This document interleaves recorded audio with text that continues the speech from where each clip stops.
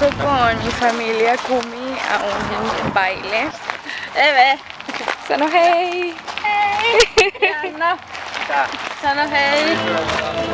Creo que la mayoría de las personas que vienen aquí son como ya gente grande, pero ahorita vemos adentro a ver qué tal.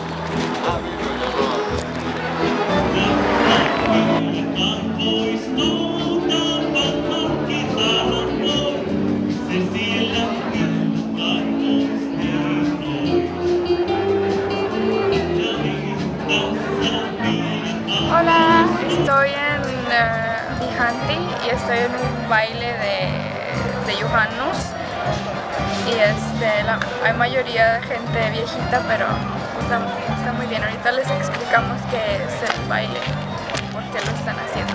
Tässä on Arja ja hän on minun kuumiäiti ja hän voi selittää mitä tanssilava tarkoittaa Suomessa ja mitä se tarkoittaa? Okay. Tanssilava on Suomessa sellainen tanssipaikka, mikä on yleensä auki vain kesällä. Siellä ei ole mitään lämmitystä.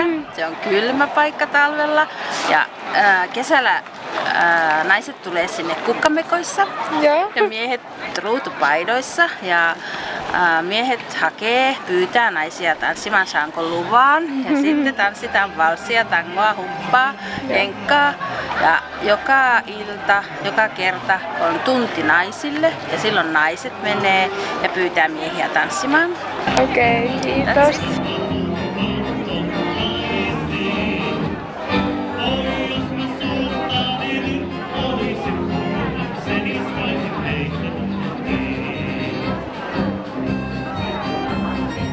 No tässä on Eve ja hän on minun kummisisko.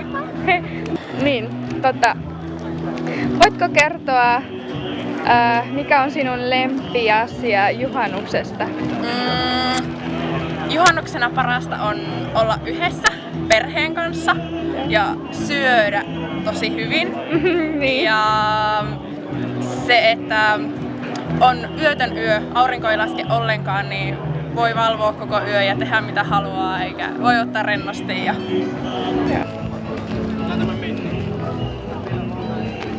Bueno, ya se acabó el baile para nosotros, ya nos vamos a la casa y